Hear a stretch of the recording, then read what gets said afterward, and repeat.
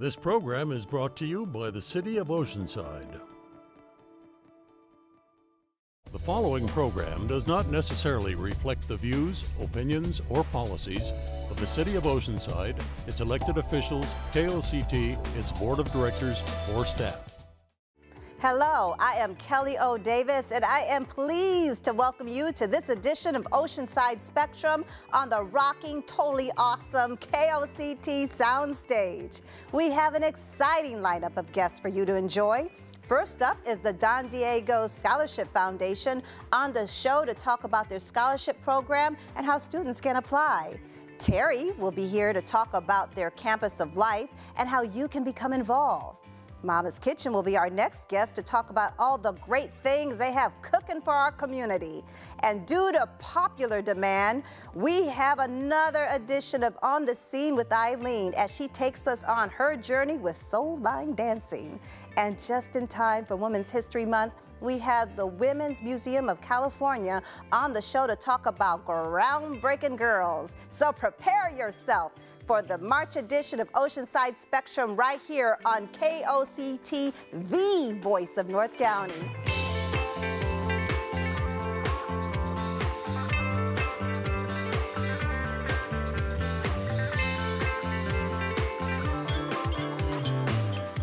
Hi and welcome, and we are here with our first guests. We have Chana Manning and Victoria Navarro of the Don Diego Scholarship Foundation. Welcome, welcome, ladies. Thank you. We're glad to be here. Good, good. Now, we have had the Don Diego Scholarship Foundation on our show before, and Chana, it is a nonprofit arm of the San Diego Fair, correct? Of the Del Mar Fairgrounds. Because the Del Mar Fairgrounds has a lot of events in addition to the fair. The National Horse Show, lots of other horse shows, the Del Mar Thoroughbred Club race meet. This weekend there's a dog show. There are lots of events going on at the fairgrounds. The biggest event and the place that most of our scholarship applicants come from is, of course, the San Diego County Fair, like Victoria. Victoria, you are the 2018 scholarship recipient, yes? Yes. So before we kind of get into that, tell us a little bit about why the scholarship, what needs does the scholarship address, Chana? Well, this year we're giving away $66,000, 28 scholarships in amounts of $1,000 to $10,000 to people, not necessarily high school seniors, but people who've participated in events at the fairgrounds, because we know these people are all members of the San Diego community, and we believe in education. Part of the mission of the San Diego County Fair is education, and we want to help people enjoy education and help to the next level in their lives. Now, the application process, it's the due date is going to be coming in, what's the due date? March 18th, midnight, March 18th. And what are some of the requirements for someone that's like, okay, I just heard 1,000 to 10,000, what are the requirements for that? If you go to our website, www.dondiegoscholarship.org, all the information is there. There are a number of different categories depending on how you participated, and then there are different amounts. And all that information is there, and you need to write a little essay about your experience at the fairgrounds, mostly about the fair. I think Victoria wrote about working at the fair. Sometimes it's about camping out. The 4-H and FFA kids live at the fair, living at the fairgrounds and going to the carnival every night. You know, different experiences, and just don't be late in getting that application. Absolutely. So, Victoria, tell us a little bit about your experience with working with the facility there and the application process. Well, I started working there when I was 14, right when you were allowed to work at the fairgrounds, and I was so excited. I didn't care what I was doing, so. And tell us what you were doing. Yeah, I was a groundskeeper, so I went around picking up trash, sleeping with everybody in a group. But the friendships I created there, I still, to this day, have 4 years later, 3 years later. So that was last year, and do you have to be a senior in high school? What was some of your experience? What is that? For the application, I was a senior in high school, and I wasn't sure what they would, you know, because I wanted to do community college first. Sure. But I just wanted to give it a chance and I'll say a little bit about what it's like and encourage other people to definitely try and get a job there. I mean, for your first job, you can be a freshman in high school or an 8th grader and, you know, try and do something to gain a little money during the summer.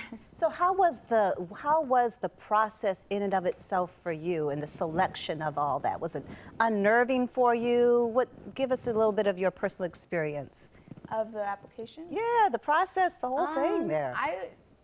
I had definitely tried to get, you know, coaches and teachers for recommendation letters, and they were more than willing to write letters for me, and just explaining, you know, who I am as a person and everything, the way I carry myself and how I'm just trying to do the best I can to get higher education. Fantastic. There are 2 parts. There's the written part, which Victoria writes very well, so that was easy for her.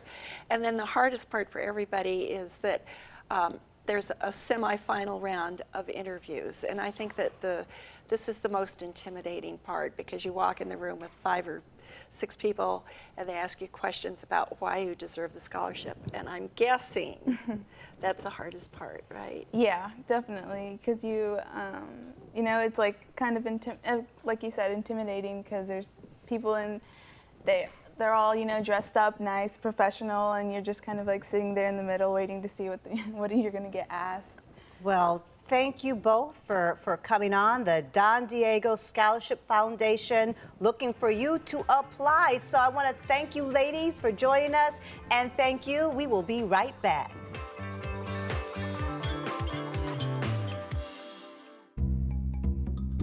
Sure, I look cute now, but when my owner lost his job, it was rough. I was living on the street, and one night, me and this Cocker Spaniel got into it so bad, I wound up looking like an ice cream cone. I cried a little bit, but thankfully I got rescued, so I'm running, I'm jumping, all back to my old self, and I'm ready to give unconditional love, even if you put a lampshade on my head.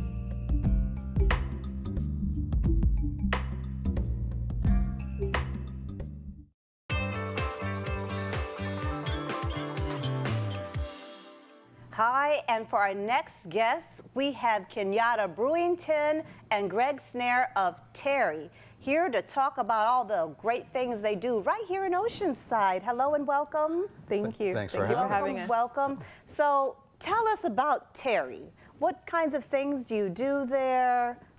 So TERI actually stands for Training, Education, Research, Innovation.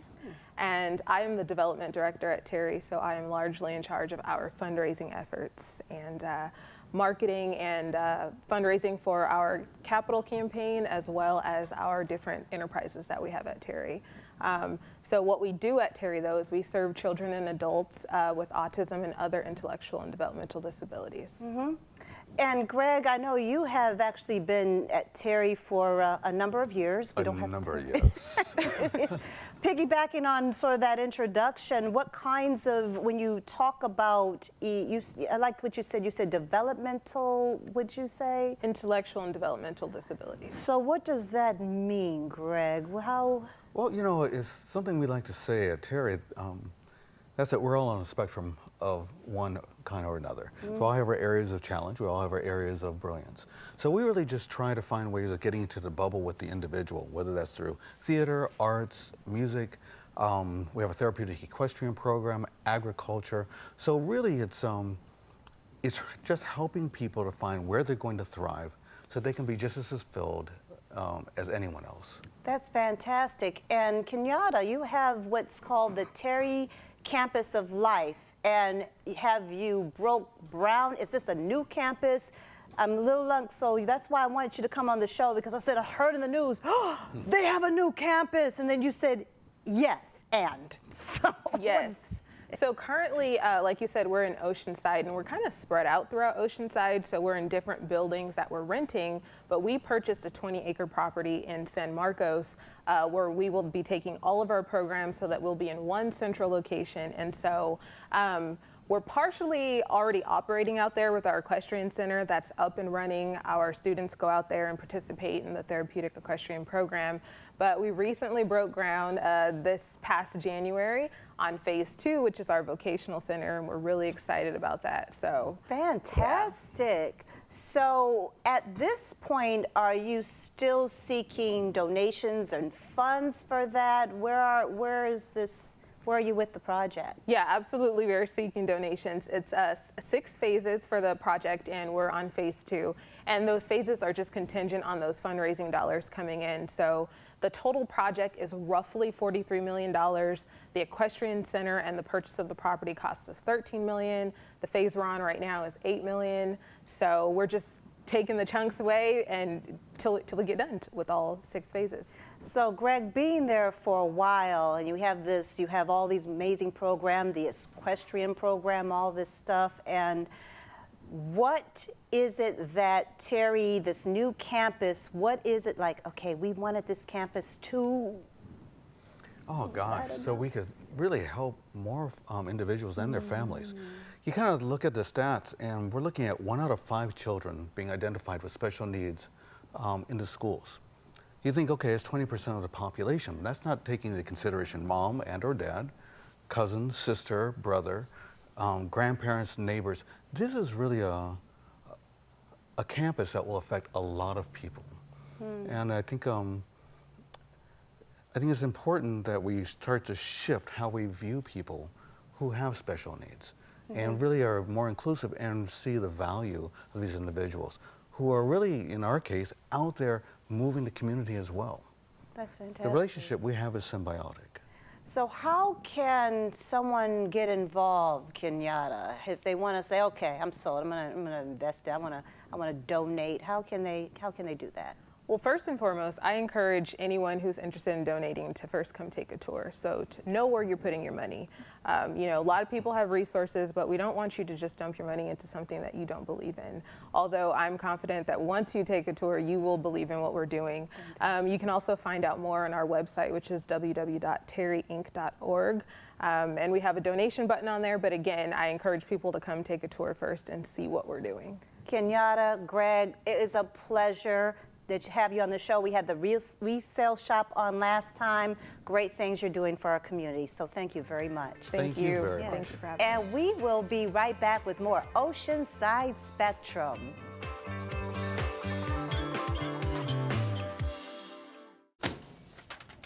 Hey, Hard, what's this? That's my resignation letter. You're resigning. Why? Because you're constantly ignoring me. You're half as active as you used to be, and you get stuff like this. You've been putting me under a lot of pressure lately. That's why I'm ready to quit. I forgot. I'll do better. Please, don't quit on me. Okay, but remember, it's not what you say, it's what you do. Listen to your heart. Don't let it quit on you. Let's go for a walk. Uncontrolled high blood pressure could lead to a stroke, heart attack, or death. Get yours to a healthy range before it's too late.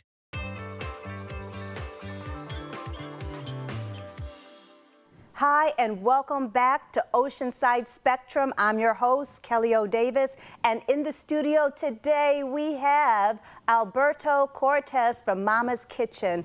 Welcome, Alberto. Thank you, Kelly. It's good to be here. Good. So, Mama's Kitchen, tell us a little bit about what you do. Do you only cater to HIV positive individuals? Tell us a little bit about. We started as an organization that was established to respond to the nutritional needs of people with HIV back in 1990s. We have since evolved. Our continued commitment to people with HIV is still there, but we also serve people with cancer, with congestive heart failure. We take care of people with diabetes, and we've evolved in other ways too. We started originally in central San Diego. We provide services on a county-wide basis.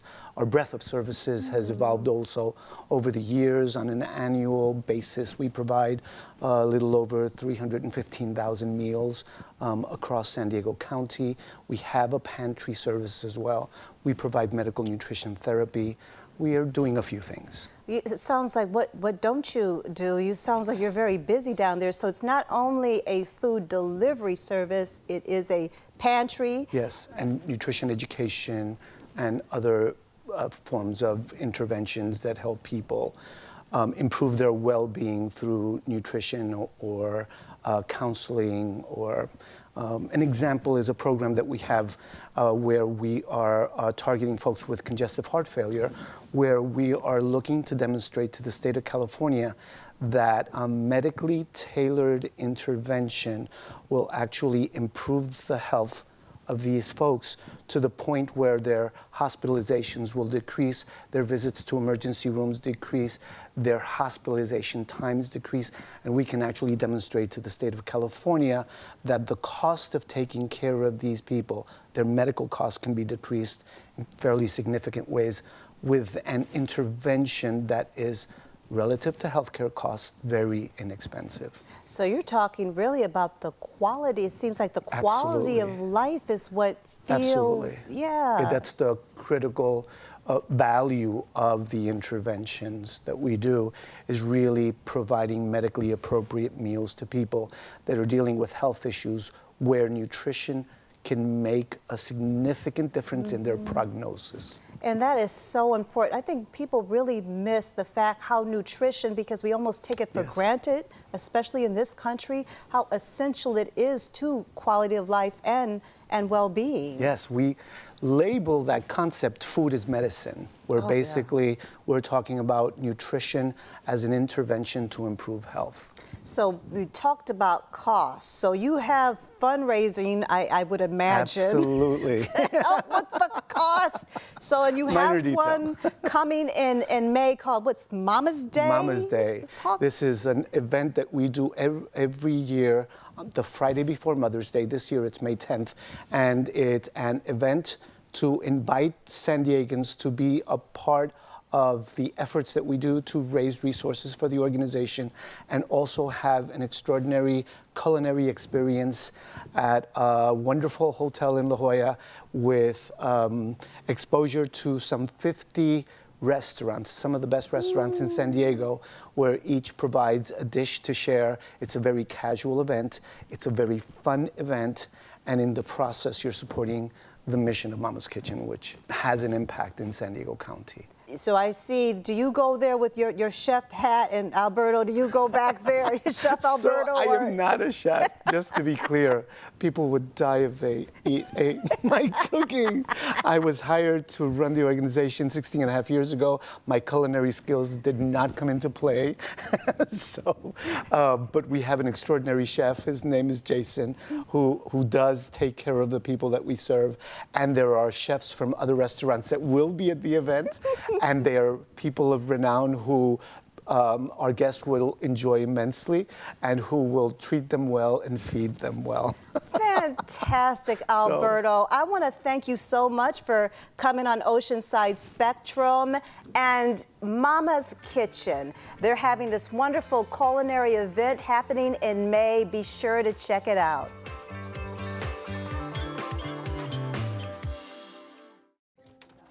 We need a claim number?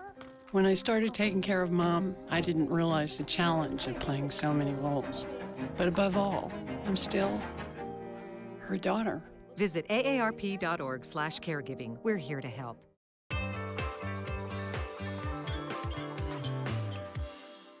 And welcome back, and you're just in time to do some soul line dancing with On the Scene with Eileen. Check it out. Welcome to On the Scene with Eileen. We're at the El Corazon Senior Center for soul line dancing. Let's get stepping. Come on.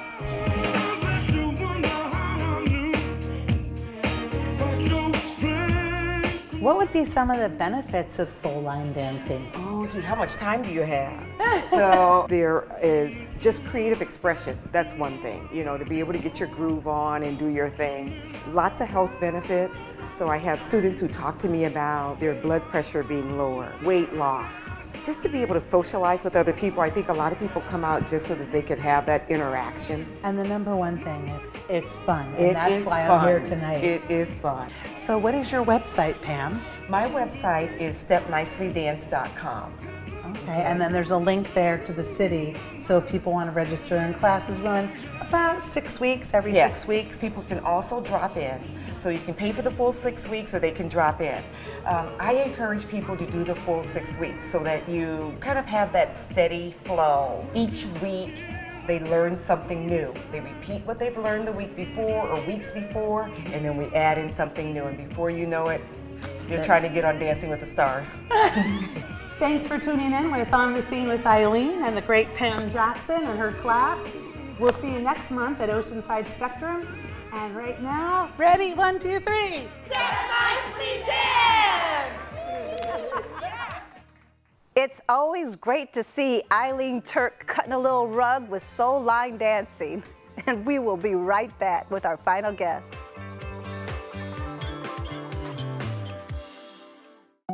They told me a bottle couldn't dream. That I would never become a superhero.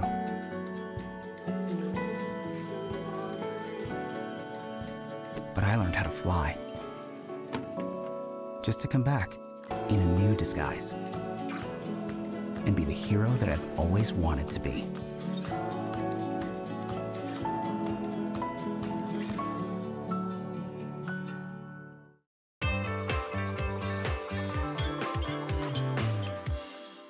And welcome back. And in honor and celebration of March being Women's History Month, we have Diane Peabody Straw of the Women's Museum of California on our sound stage. Welcome. Thanks for having me. Yeah, you have a great name, Diane Peabody Straw. I don't know why I had to say it again. It's okay, But it's a great name.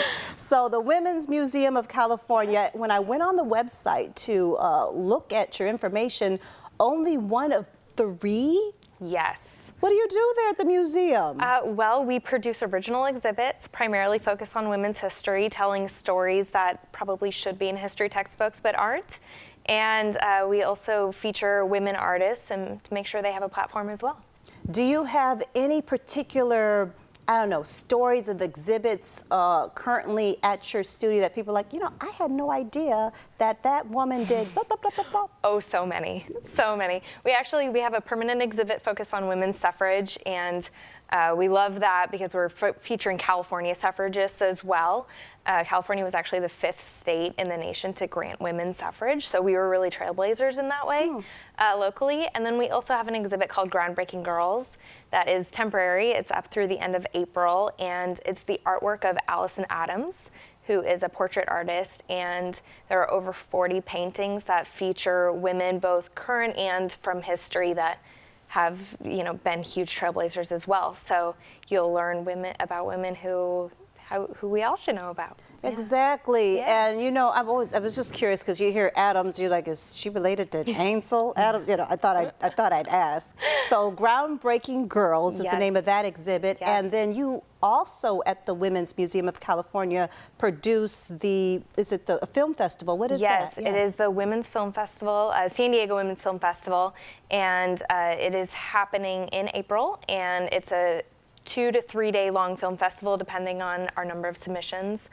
Submissions go all year long, and then we select some lucky, incredible women filmmakers to come out and show their work. And how many, that has been the San Diego Women's Film Festival has been, how many years has that been? 5 years we've been going now. Congratulations. Yeah, and how has the response been to the festival? Fantastic. We last year we had several shows sell out.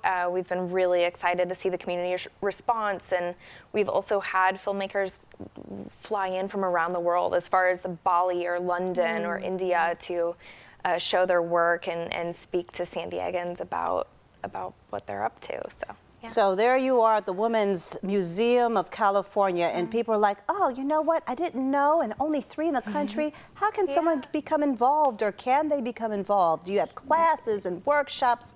Oh yeah, we have workshops and events going constantly, so please check out our website, our Facebook, Instagram, Twitter. We're on all of it, and just love bringing new people in anytime. So yeah. Well, I want to thank you so much for joining us on the show today. And that's it for our show with Oceanside Spectrum. Be sure to check us out on social media And thank you for joining us on Oceanside Spectrum. I'm your host, Kelly O. Davis.